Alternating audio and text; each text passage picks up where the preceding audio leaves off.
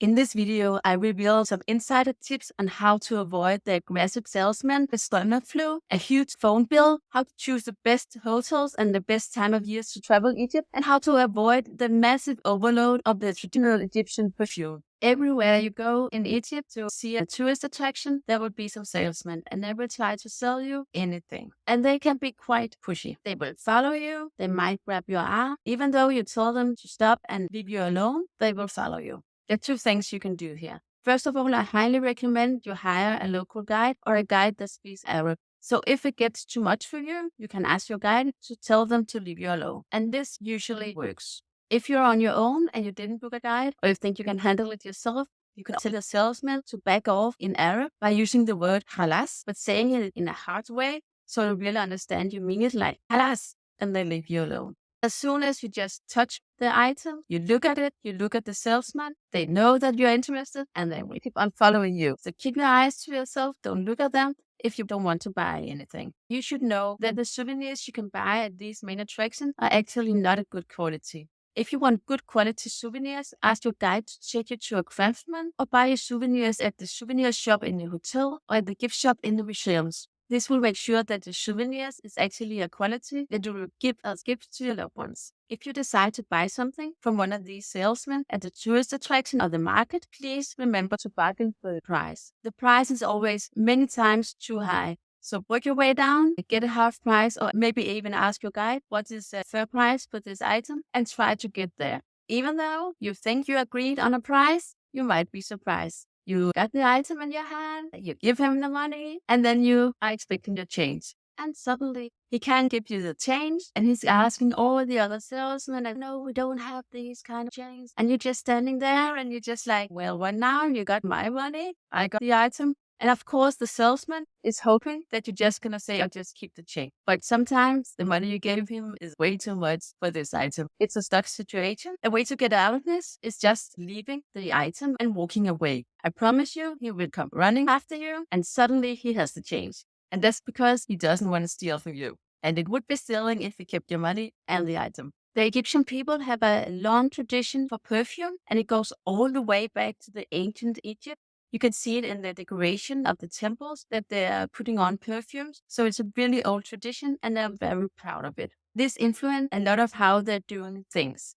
For instance, your hotel room will most likely be sprayed with perfume on arrival. If you want to avoid this, you need to ask for a room that is not sprayed. If you come to a room that's sprayed, you can always ask on the service desk to give you another room. When you book a car to take you around tourist attractions, it will most likely have a bottle of perfume hanging under the mirror, and the whole car will be smelling of perfume. If you want to avoid driving in this overload of perfume for hours and hours, you need to ask your guide when they're booking the car that this driver will show up without perfume in the car. If you forget this and you ask the driver to remove the perfume, he might just remove it and put it in the side pocket. But this way, the car will still smell of perfume. Actually, I had to talk with this and I had to ask him to put in the bag, but then our backpacks smelled of perfume. So the next day, we made sure that he picked us up and there was no perfume in the car. And of course, all the shampoos and the hand soap in the hotel was highly perfumed as well. And if you have your clothes washed in the hotel, the washing powder will also be very fragrant and have a strong sense of perfume. So if you want to avoid perfume, bring enough clothes for the whole trip so you can avoid to use the laundry service at the hotel, and bring your own shampoo and hand soap. If you find this helpful so far, please give it a thumbs up so the information can spread to more people.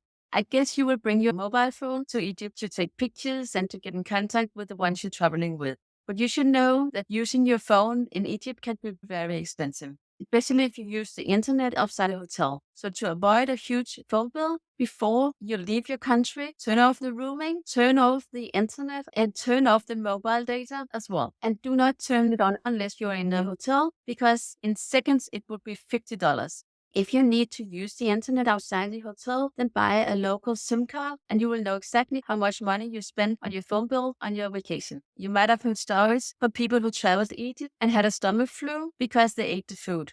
I always travel with these capsules of oil of oregano, and I take one before each meal. I had the raw salad in the local restaurant, and I never had a stomach flu. While we're talking about this kind of topics, I want to mention to you that you should pay for the toilet paper when you go to a public restroom. Even though it's in a restaurant, it's a tourist attraction, you will have to pay for the toilet paper. Actually, you're paying for using the toilet and that they're cleaning for you, but they always give you the toilet paper, and this is the only toilet paper you will get. And you will get 2 or maybe 3 sheets of toilet paper, and this might not be enough. So I always bring my own toilet paper.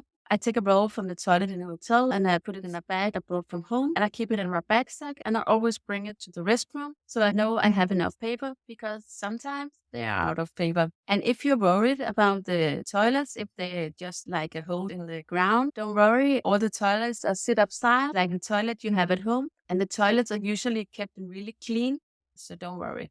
So how to pick the best hotels? Of course, the best hotels are the hotels that suit your price range. But this is not what I mean when I say pick the best hotel. The best hotels are the hotels that have sun in the pool area in the afternoon. You will spend most day visiting the tourist attraction, so it's really nice when you return to the hotel that you can relax by the pool and really enjoying this vacation vibe. And it's not possible if there's no sun at the pool. So make sure the pool faces west, and this way you will most likely have sun in the pool in the afternoon. So when you come home from a long day of sightseeing, you can dip your feet in the pool and relax in the sun before dinner.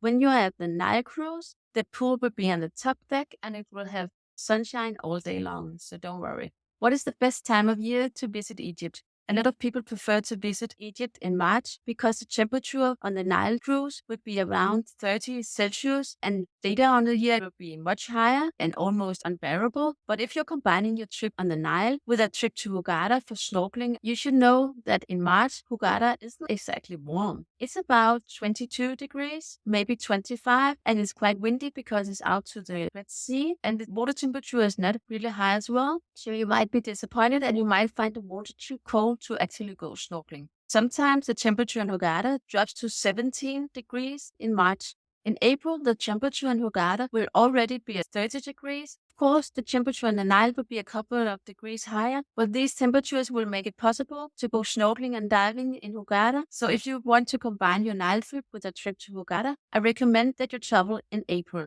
If you're traveling to Egypt and you don't want to stress from attraction to attraction, make sure to watch this video next. I reveal the must-sees of Egypt. Plus, I'll give you some insider tips on what to choose if you want your trip to Egypt to actually feel like a vacation.